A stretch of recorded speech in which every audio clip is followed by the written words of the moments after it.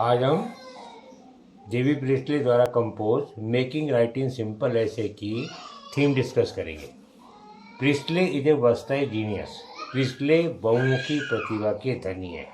Clarity, स्पष्टता, fluency, प्रभावशीलता, with सूक्ष्म चातुर्य, ह्यूमर, हास्य भाव, आर्मी व्यंग are found in his writing. उनके लेखन में हमको स्पष्टता, प्रभावशीलता, चातुर्य, हास्य भाव और व्यंग जैसे लक्षण देखने को मिलते हैं। His essays are written in a conversational style. उनके निबंध वार्तालाप की शैली में लिखे गए हैं। Importance of the masses was increasing in his time. उनके समय में जन समुदाय का महत्व बढ़ता जा रहा था। His belief was that उनकी धारणा थी there was no difference in thought and feelings between him and the common people. उनकी ये धारणा थी या विश्वास था कि लेखक प्रिस्टले और उनके सामान्य लोगों के बीच में किसी तरह का मतभेद विचारों का या भावना का नहीं था। He wanted to communicate his thought and feelings to ordinary reader. वे अपने विचारों से, अपनी भावनाओं से आम पाठक को अवगत कराना चाहते थे। He has written mostly about the lower and lower middle class. उन्होंने अपने अधिकांश निबंध निम्न या निम्न मध्यम वर्ग के लिए लिखे and their problem in a simple familiar style, और उनकी समस्या को एक बहुत सरल परिचित शैली में प्रस्तुत किया। A large number of Priestley are inspired by deep sympathy. जो बहुत सारे प्रिस्टले के निबंध हैं वो प्रेरित हैं गहन सहानुभूति, कंसर्न कहते चिंता को, एंजाइटी फॉर ह्यूमन प्रॉब्लम, मानवीय समस्या के प्रति उनके मन में गहन सहानुभूति और चिंता का भाव था। He written on social and political problem of this time. उन्होंने अपने दौर या काल के समय की सामाजिक और राजनीतिक समस्याओं के बारे में लिखा। His essays are replete with humour. उनके हास्य निबंध हास्य भाव से परिपूर्ण है। माइल्ड ह्यूमर, हल्का हास्य भाव, कोमल हास्य भाव, आर्नी विडंबना से भरपूर है। स्टाइल ऑफ ऐसे style and technique of writing remind the reader. उनकी लिखने की शैली, उनकी तकनीक पाठकों को याद दिलाती है of his technique essays of Charles Lamb, जो चार्ल्स लैम्ब और गार्डनर के निबंधों की याद दिलाती है। इट इज शॉर्ट ऐसे, ये एक लघु निबंध है and it needs with the need of simplicity. इसमें सरलता की आवश्यकता है। इन राइटिंग, लेखन में सरलता की आवश्यकता पर जोर दिया गया है। यही वो कहते हैं he assert the need of simplicity. उन्होंने सरलता की भावना पर जोर दिया। इनफैक्ट वास्तव में ही क्रेव्स दैट, उनकी अभिलाषा है common reader can make use of every moment energy in his literary work, कि उनके साहित्यिक कार्य में प्रत्येक आम पाठक अपने प्रत्येक क्षण ऊर्जा का सदुपयोग कर सके उनके साहित्य को पढ़ के। He wants to mingle with reader. वे अपने पाठकों के साथ घुलना मिलना चाहते थे। In order to remove their fear and panic, ताकि अपने सामान्य पाठकों के भय और आतंक या दहशत को मिटा सकें। He wants to seek his place in the deep core of his readers heart and mind. वे अपना स्थान अपने पाठकों को गहन अंतर मन में देखना चाहते थे, so that they can converse freely and truly enjoy, ताकि वो आराम से उससे वार्ता कर सकें और आनंद ले सकें।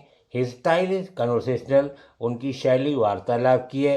इनफैक्ट वास्तव में he wants no discrimination between himself and the common man। वो चाहते थे कि उनमें और आम पाठकों में, आम जन में किसी तरह का भेदभाव या उनके अंदर जो है भिन्नता न की जाए। Indeed, he wants to share his views and opinion freely with the reader।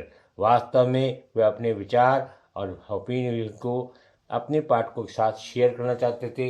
On the contrary, इसके विपरीत, ऑन द कॉन्ट्ररी, ठीक के विपरीत, the critics of early 19th century, 19वीं शताब्दी के पूर्वार्ध के जो समीक्षक थे, आलोचक थे, कंसिडर्ड दैट, उनकी मान्यता थी लिटरेरी पीस ऑफ वर्क, साहित्यिक जो कृत्य है, शुड बी ऑब्ट्रूस और ऑब्सक्योर, वो बहुत गूढ़ और गहन होना चाहिए। Too difficult to understand for common reader, ताकि आम पाठक उनकी विषय वस्तु को न समझ सके। Their sole motive was that, उनका एकमात्र ध्येय था, it should be beyond the reach of comprehension, ताकि उनकी समझ में ना आए।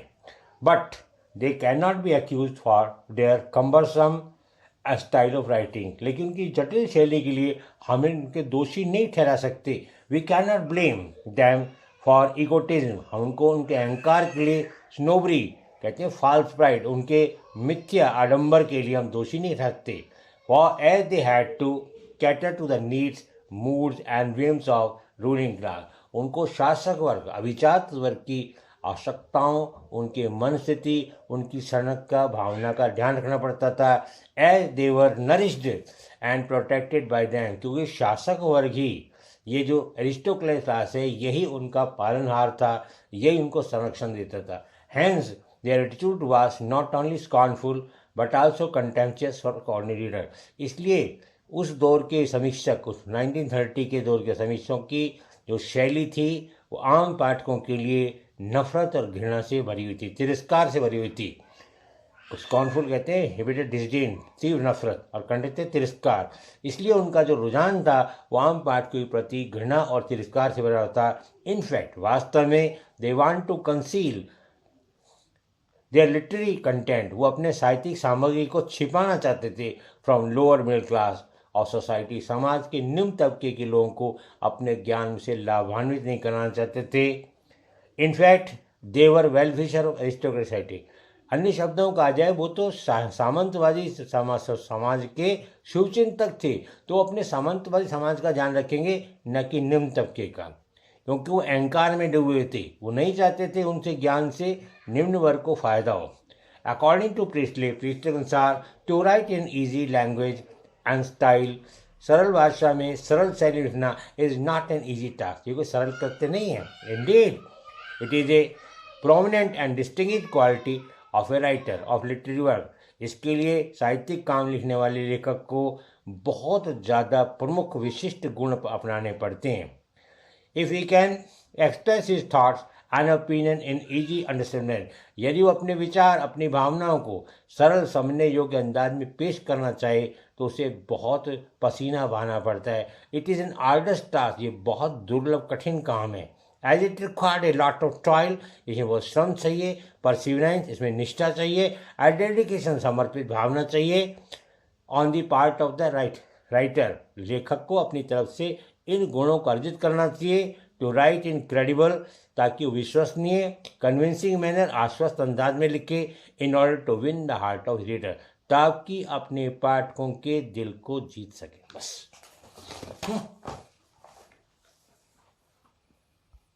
अभी को चला के दिया।